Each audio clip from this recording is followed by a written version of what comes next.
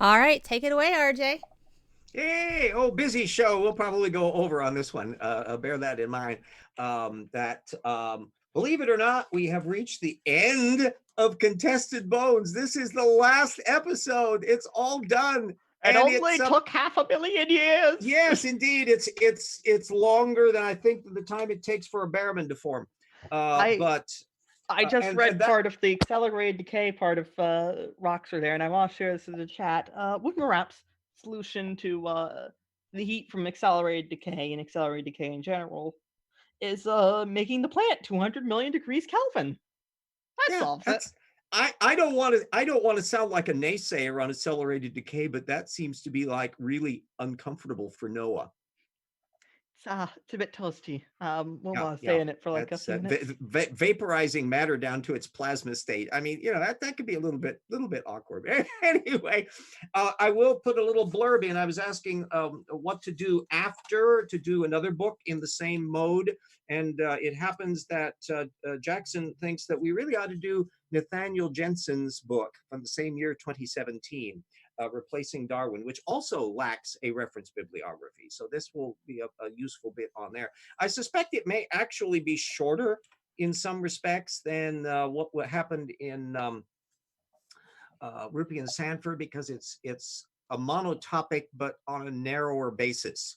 Jensen is kind of pushing a big thing about genetic decay and all that. And so it's a little more focused mainly, but we'll find out one way or the other. And again, we'll be doing the things about tracking down which sources and that. There's an awful lot of website material in it. So anyway, that will be in the next week. And I will remind everybody, we put a link up to the rocks were there, our little tiny thin little tome that Jackson Weed and I, who will be along shortly, he got off work a little bit He should be earlier, home from work soon. and so he will be able to join our cavalcade here. I'll just mention that this what we're going to be discussing actually bears eerily to something that's going on as we speak, where modern day debate is having a discussion with Mark Drysdale and Standing for Truth debating allegedly speciation and the kind of Behrman origin of species issue, of which neither one of them has discussed in the like 20 minutes or so that I watched of it. That they were going on batting back and forth. Poor Mark really is out of his league because he doesn't look in it from a source methods direction. He doesn't know enough of the creationist apologetics to know where Standing is getting his claptrap from and why he's channeling stuff and all that. And Standing seems to be disinterested in the Behrmanology literature. But anybody who reads Roxford there will find out a hell of a lot of stuff on that. Yeah, What if you jump into the source literature, you are almost certainly 99% chance you're going to be better off than the creationist. Yeah, yeah, That's just a and given. that's I'm trying to convert everybody over to the methods approach. Become a Methodist of a different kind, because it's all about how you remember you have three layers of reasoning. You've got the philosophical point of view. Why is there stuff? As teleology and all that kind of stuff. But then there's the data floor, which is all of that science observation stuff, which doesn't go away based on your opinion of it. It still needs to be accounted for. But underneath that, boop, is the source methods basement, where you're talking about what sources are you relying on? How do you check whether they're valid? How are you dealing with working out what your model is? And at every possible level, creationists are screwing up on that. And Standing for Truth is an exemplar of somebody who reads a very limited field of secondary apologetics and copies down very carefully the science papers in there. And so he's all at the ready to toss those science papers in exactly the way that Rupi and Sanford did in the footnotes to their work, and one of which we'll be discussing tonight because they misrepresent another source again. I know this will Yeah, be a shock. they they they hit they read their sources with the quote mining eagle eyes. Yeah, yeah. Well, in this case, not even that. First off, our little pals have never really presented in detail their argument, and what we got was a genetic history of man chart, which I will put up so you can kind of see what that is. And you'll notice I put some dates in pen. Those are my dates, not theirs. where the 6000 BC and the 4350, that would be the flood, and then a question mark as to what was happening after that. You'll notice they don't put any dates in. That's hiding the ball. That's right off the bat making it vague. But the problem is they're getting into trying to argue that somehow or other genetic divergence could actually happen all that fast. And on the very next page, they put up a stamp with this is how do outlying populations such as Erectus, Neanderthal, and the Hobbit fit into our model? Throughout this Outlying book, populations. right. Throughout this book, we have pointed out that small isolated populations are subject to accelerated genetic deterioration. Footnote 39. Footnote 39 turns out to be a technical paper from 2017. A spontaneous mutation rate is a plastic trait associated with population density across domains of life by Rok Klasovec et al. It's PLOS biology, and I put the link up to that in the course description. Oh, darn it all. They're not arguing about isolated populations here. They're not talking about vertebrates. They're talking about bacteria. And they're talking about population density. And the density of populations actually diminishing mutation rates rather than accelerating them.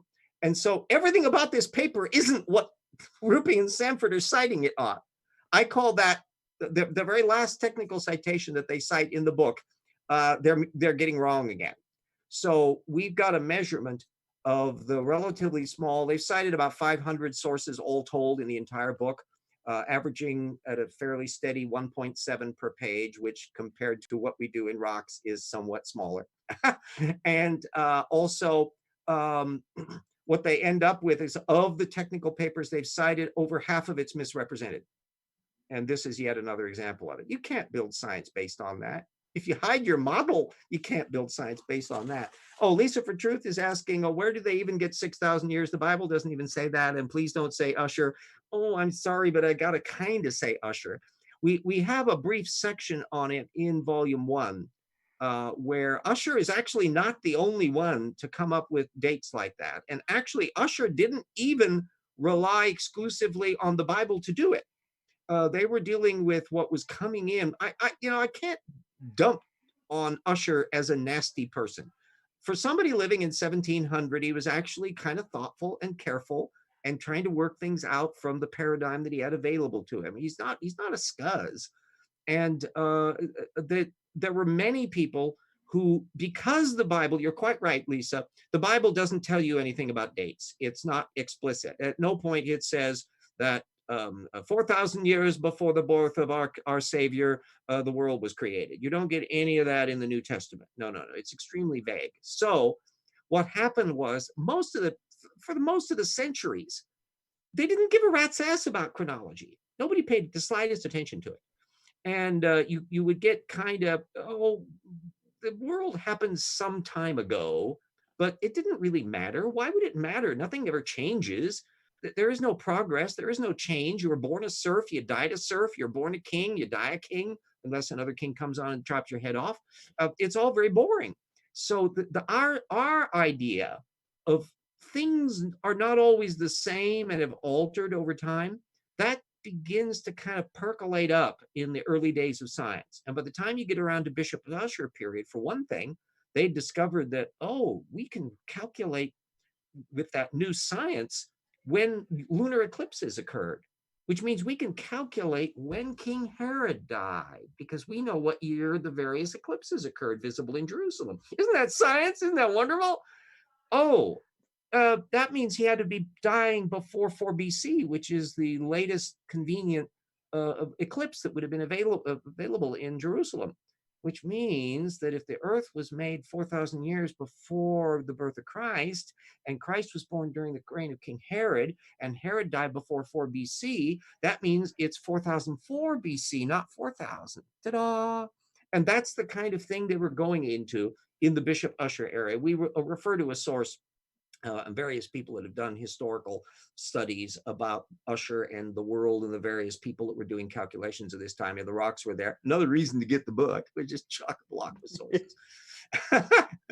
But anyway, that's the bit on that. So what happens is when Usher's calculation was kind of hanging around, and a lot of Bibles were generated where they would just have up in the footnote next to Genesis 4004 BC and boom. And some later on after Usher got it down to like October the something or other at 8 o'clock in the morning or something like that. Oh, Call Me Emo brings up our debate going on with Standing for Truth. He's arguing that 2,600 species of palm trees could have diversified within 6,000 years was funny. They're terrible at handling large families. Oh, it's worse even than that, because unless they're arguing the plants survived the flood, palms had to be on board the ark so that they could then be replanted and then proliferate and get to all the places they are. This is what, oh, there's a word for that, biogeography. And Oh, yes. and you want to know how well creationists do with baraminology? TD, you could probably spot this already as a theme in our book. Yeah. The if there's anything less touched upon than cladistics by creationists, it's probably biogeography, Yeah, and because when that's they unhandable. try, and some of them do kind of sort of blunder into it. Snelling tries it. You'll find later on, especially in chapter 6, where we're going, or no, chapter 7, when we're going into the geology material, they're trying to kind of imply things about why stuff is showing up in the fossil record that they do. But that's trying to rescue the flood part. They don't really deal with the post-flood part. And it's plants, animals, endosymbiotic bacteria, parasitical organisms. I mean, it's just a mountain of stuff that would have to make sense as these continents are careening around, and they are in the current models, where the last I heard, that the tendency was for creationists to think that the pre-flood world was the Rodinia supercontinent, and then during the flood or after, shortly, it shifts into Pangea. And then after that, it shifts into the one we know. I'm trying to figure out what causes this, but I know nothing because the planet Well, would they be call it fucked by that. catastrophic plate tectonics. Steve Austin and others are the ones. And by Steve Austin, we are not referring to the $6 million man. This is the 6,000-year-old man. And the problem is that even in their own creationist literature, they've got a lot of people going, this doesn't work.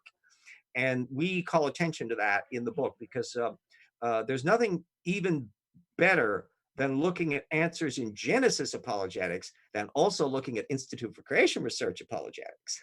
And so you discover that although there is a big overlap between a lot of the protagonists at AIG and ICR, there's an awful lot of little cliques going on in those two camps, and they occasionally fire little pot shots at each other over these various issues. And practically none of the core concepts of creationism are not controversial on their side. And of course, all of them are controversial when you move over into the science part. So anyway, there's all of that stuff. So I hope that answered the question on Lisa's bit about Bishop Usher, and also Call Me Emo on the Standing for Truth bit. That debate was just, and although I had to leave early, I can't regret having left early, because I suspect it was just going to go wandering on and never really quite getting to speciation issues. So the spontaneous mutation rate paper, download that. It's a really funky little thing. Christopher Knight, who's the last one on the thing, has written an awful lot of technical works, and there's quite a few popping along in here. And it's a yet more wonderful science that you just would wish the creationists would occasionally read before they decide to riff off of it. After that, on the next page, they jump off the gangplank even more, because they keep on going for just extremes. I'll read a passage to you from the book. It is extremely important that we acknowledge that we are not just another primate species. Rather, in a taxonomic sense, mankind should most accurately be placed in a separate kingdom, i.e. plant kingdom, animal kingdom, human kingdom. Evolutionists cannot even begin to explain how mutation selection might have created consciousness, intelligence, moral accountability, or the human spirit. This is why so many continually downplay, even to the point of denial, these crucial human traits. After he quotes a bunch of people who are explicitly mentioning those traits as distinctively human. So, wow, we have a problem here. The problem is, of course, that cognitive literature, why we are conscious, how that functions, how we develop moral sense, what's going on in our brains when we do that. There is, in fact, a technical literature on this point. And guess how much of that gets covered in the creationist literature, TD? 0. Yeah. I can tell. I'm sorry, but a separate kingdom? Yeah. What? Yeah. And so this shows how, I mean, I'm a human being. I'm happy to be a human being. I'm proud of being an endothermic featherless biped that can eat hamburgers. I mean, that's fine. But nonetheless, everything about my DNA and back history has to do with the stuff that's come from all of the billions of years before. And I don't feel diminished by that. I don't go, oh, darn, I have bacterial ancestry. That means I have to go out and kill people wantonly. No, that doesn't follow. And so we've got a whole bit. Part of the reason why we get into moral quandaries and have moral quandaries is because we're a social species. And that we also have a language, the ability to communicate things and have verbal reputation based on names. And that immediately jumps you to a completely new level of social dynamic. God, I've forgotten his name now. Martin Novak, I think. William Novak, Novak is the last name. Anyway, Super Sense, the stuff he's done there, and he pops up with a lot of material on the evolution of morality and the evolution of consciousness, as well as a whole bunch of other scientists. And the fact is that if you want to make an argument that we have a magic-y spirit, that our brains aren't what the mind does, minds aren't what the brain does, that we somehow have disconnected from that and no evolutionary history, okay, but jolly well pay attention to the data field. Don't try to end run an argument at the end of the book where they have never documented any of those claims anywhere in it. Sorry, won't cut it. There is another quote I want to read to you farther down the page. So what went wrong? The category is. The hominin bones are not just contested. Most people find the hominin bones disturbing. Dead things in dark holes, skulls with bizarre deformed faces. If God is so good and man is so special, then why does the fossil record look so much like a nightmare? Why does the fossil record speak so clearly of death, disease, mutation, degeneration, and even cannibalism? The final element of alternative model must address the problem of physical and spiritual corruption. It is widely understood that we are all dying people in a dying world. Boy, and it just goes on like that. Holy moly. Hi, God. Jackson. I was just... It's more depressing than a fucking 40K novel. Did you hear that passage I was quoting from Rupi and Sanford? Yeah, I'm sorry, but that's an argument. Let me read it. Let me read it again because it's worth it. I finished. This is the last of the Rupi and Sanford. I've completed their source analysis. Yay! And they're completing with their in the page just before they are announcing about the biblical fall and why the bright hope of all Christians and all this stuff. Right before that, they get really downer.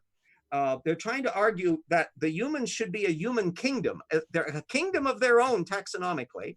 That one, that they say that the scientists avoid thinking about the origin of consciousness, intelligence, and moral accountability, having offered zero sources on it previously anywhere in the book. But anyway, they get down at the bottom in the section called "So What Went Wrong?" The hominin bones are not just contested. Most people find the hominin bones disturbing.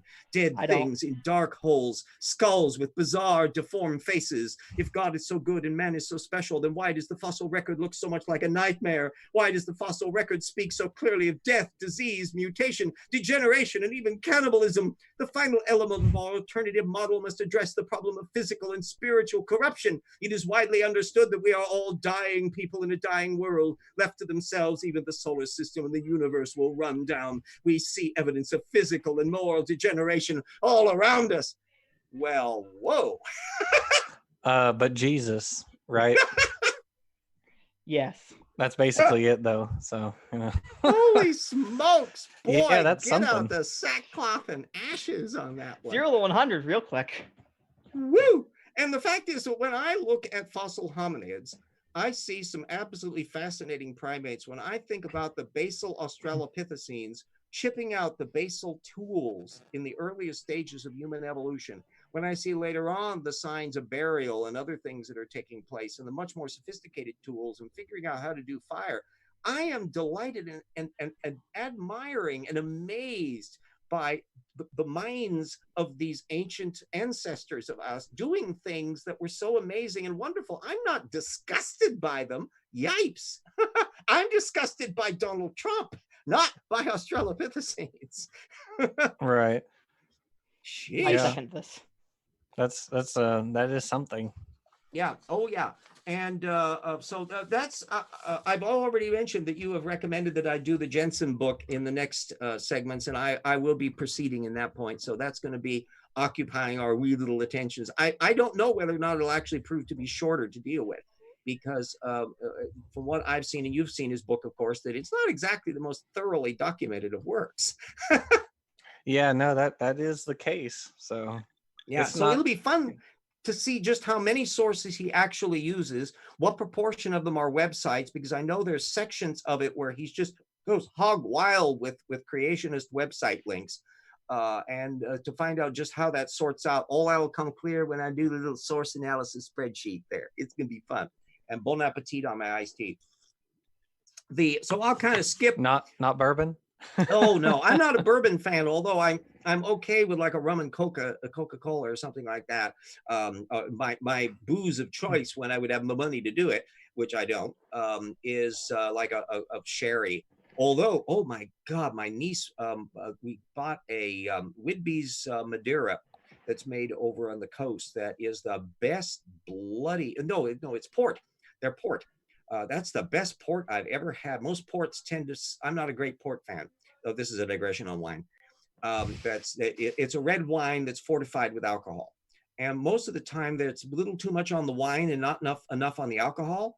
So there's not a nice mellowness to it as a dessert wine, because you normally would have it like with cakes and things like that. You're not chug-a-lugging, putting a little bitty glass like that.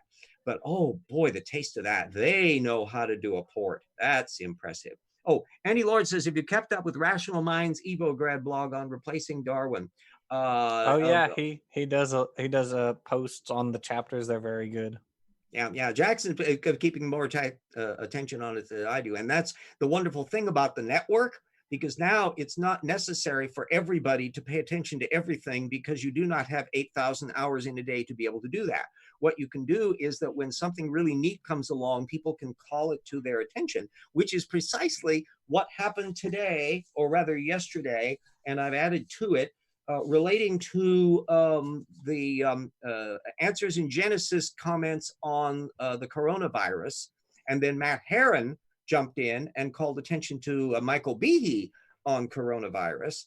And then I did some kind of background research on that sort of stuff. And by happenstance, just yesterday, I got in the mail, maybe you got one too, a blurb from the federal government that says President Trump's coronavirus guidelines for America. Notice how he's got to brag. He doesn't say the president's or just the government's or the White House generically. It's got to be President Trump. And I'd love to know who Trump said president. to put his bloody name on the thing. Anyway, all the links that we'll be discussing on this are in the feed, so that you can follow up on this stuff. And it's a whiz bang of a voyage. First off, relates to Joe Francis's COVID-19, coronavirus, and creation virology, which you were the one that called attention to. First of all, Joe Francis is in our book. He's the doofus that tries to argue that cholera was designed. Remember? Yeah. Yeah. Right. So, TD, when you get down to that section, you can be recalling this. It's way down in the book. I think it's down in chapter 6. I mean, it does fit in with Old Testament God. Yeah. Oh, and by the way, they point out in this, when I printed up the master sheet on it, I'm sure you'll be shocked to learn that both the Ark Encounter and Creation Museum are temporarily closed due to the COVID-19 outbreak. Oh, shucks. I'm shocked. Shocked, I say. Anyway, so in this discussion, it looked like initially when I first downloaded it, it looked like, wow, they've got a pretty good amount of references on this little puppy, until I started marking down which ones were technical papers, which turns out to be only one. Oops. Which happens to be this Lindell paper, which I put the link up for, transfer photosynthesis genes to and from Prochlorococcus viruses.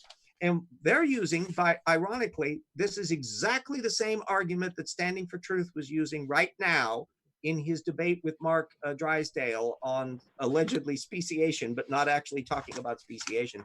I was watching that'd be that too before. easy. I was watching that before I came over to here, and I left, about 20 minutes in or so, where it was getting really boring because neither one of them were talking about speciation. But anyway, this is part of the argument that who is that guy? Mark Drysdale. He's a Canadian, not paleontologist, not biologist, but he keeps on wanting to debate creationists who are techno geek source citation lobbers like Standing for Truth. And so he's not a source methods guy, and he needs to become a source methods guy because So should we talk to him? Yeah, we need to say, you need to learn to follow up, because everything, all the same stuff. Standing was bringing up orphan genes and created heterozygosity and the chromosome 2. It's not like orphan genes are expected in evolution or anything. Yeah, exactly. It's true. By the way, TD, we've got a big section on orphan genes, which goes way past what the various creationists have brought out on it. We hit the ground at a fairly sophisticated level, I think, in Nelson Bugg's paper, Richard Buggs and Paul Nelson, that they did in 2016, where they were kind of trying to dismiss and put up a cloud bank of mystery around orphan genes. And unfortunately, when you looked up the primary sources, you discover they're not nearly as mysterious as they were trying to imply. Lisa for Truth says, can we call speciation baramination when we talk about YECs? Yeah, or baraminizing. That might not be a bad little term. I don't think they actually have a term themselves for it.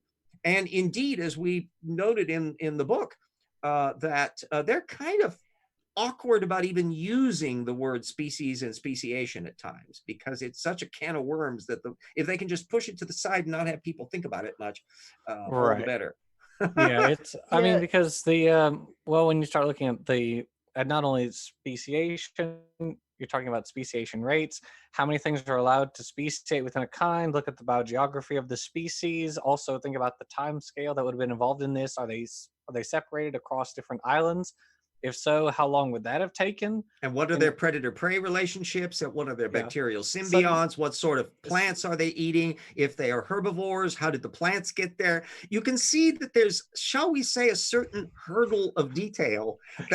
Suddenly you're looking at one, maybe 2 or 3 species, and suddenly the creationist is like, Yeah, and so it's not at all surprising how few creationists have the balls to try to tackle those subject matters. You can literally count them on one hand and have fingers left over. You got like Todd Wood, Kurt Wise, David Kavanaugh.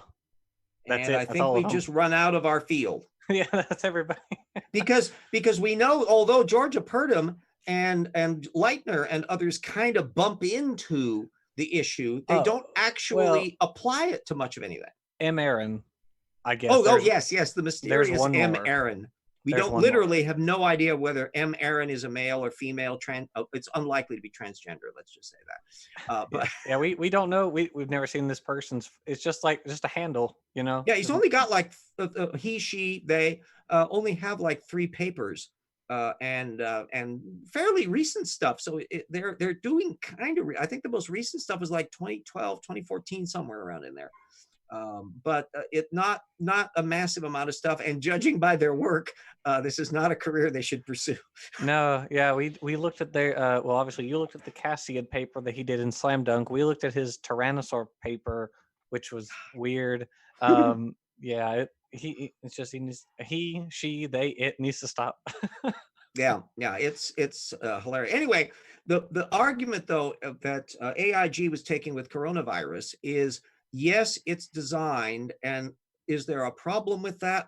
Because viruses do really good things. And so they immediately jump to this technical paper, which is about something which we evolutionists know all about. Of course, viral agents end up invigilating into the biological process, and they can transfer information across, and they can end up doing amazing evolutionary advances, but they also cause nasty things to happen. Yeah, yes, I mean, they can donate from. Sorry. Did they unwittingly recognize that ERVs exist? Yeah, Yeah. and then they don't want to think about it. The problem is nobody is really arguing that coronavirus is something that's terribly beneficial from us, which means that we can now get to the second piece, which has to do with Michael Behe's version of things over Before in we intelligent do, design. Oh, yeah. yeah, on the earlier bit on kinds and species, species is fuzzy because it kind of needs to be, because it's Yeah. not. Yeah. I would say, is there even such a thing as species? Yeah, When you think about I'd Darwin, say that as Darwin well. kind of thought a species is a temporary name you slap on something. Yes, he's right. it's it's the name for whatever's current. Well, the I'd thing say. that And from Ernst Mayr, I'll type him into the little thing in there. He comes up both in Slam Dunk and in this thing. Ernst Mayr helped pioneer the concept. He didn't invent it, but he certainly helped pioneer it. Oh, C. Brown, hey, you got your degrees. Snark, snark. First to do